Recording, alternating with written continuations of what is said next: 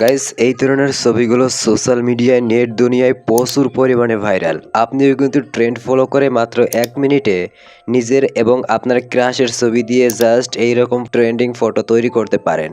শুরুতেই Google play store থেকে আপনারা চ্যাটজিপিটি অ্যাপ্লিকেশনটি ইনস্টল করে নেবেন। জাস্ট আপনারা ওপেনে ক্লিক করবেন। ফার্স্ট অফ অল একটা অপশন দেখতে পাচ্ছেন, ক্রিয়েট অ্যান ইমেজ বলে একটা অপশন। সিম্পলি আপনারা এটাতে ক্লিক করবেন। যদি আপনারা এই অপশনটি খুঁজে না পান তাহলেও সমস্যা নেই। তারপর দেখতে পাচ্ছেন নিচের দিকে এখানে একটি প্লাস অপশন রয়েছে। সিম্পলি এখান থেকে আপনারা প্লাস অপশনে ক্লিক করে ফটোস অপশনে ক্লিক করবেন।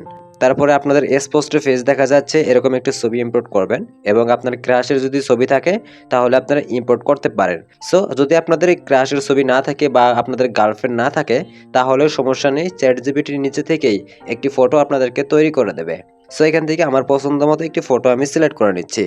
সো এখানে আমার একটি সিঙ্গেল ছবি এখানে আমি ইম্পোর্ট করেছি। এবার আপনাদের দেখানোর জন্য জাস্ট এখানে একটি মেয়ের ফটো এখানে আমি অ্যাড করে নিয়েছি। সো দেখতে পাচ্ছেন এখানে একটি প্লাস অপশন, সিম্পলি আমরা এখানে ক্লিক করে আবার আমরা পছন্দ মতো একটি ছবি অর্থাৎ আমার ক্রাশের ছবি এখানে আমি ইম্পোর্ট করব।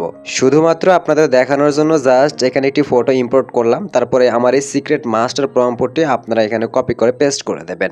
যদি আপনাদের ক্রাশের ফটো না থাকে তাহলে দেওয়ার প্রয়োজন নেই, যদি থাকে তাহলে আপনারা ব্যবহার করতে পারেন। তারপরে জাস্ট আমার এই সিক্রেট মাস্টার প্রম্পটটি আপনারা পেস্ট করে দেবেন। আর এই প্রম্পটটি এই ভিডিওর ডেসক্রিপশন বক্সে একটি টেলিগ্রাম চ্যানেলের লিঙ্ক পেয়ে যাবেন, আপনারা সেখান থেকে সম্পূর্ণ ফ্রিতেই কপি করতে পারবেন। তারপরে জাস্ট আপনারা সেন্ড বাটনে ক্লিক করবেন। আর সেন্ড বাটনে ক্লিক করলে অল্প কিছুক্ষণের মধ্যে আমাদের খুব সুন্দর করে একটি ফটো জেনারেট করে দেবে। তো জাস্ট আমরা একটু ওয়েট করে নিচ্ছি। সো গাইস আপনারা দেখতে পারছেন আমাদের কত সুন্দর করে একটি ফটো জেনারেট করে দিচ্ছে। সো দেখতে পারছেন ফটোটি কত সুন্দর লাগতেছে। এখন ফটোটি ডাউনলোড করার জন্য জাস্ট আপনারা ফটোতে ক্লিক করবেন। তারপর দেখতে পারছেন উপর দিকে একটি সেভ বাটন রয়েছে। সিম্পলি আপনারা এখানে ক্লিক করে আপনাদের ফোনের গ্যালারিতে ফটোটি আপনারা সেভ করতে পারেন।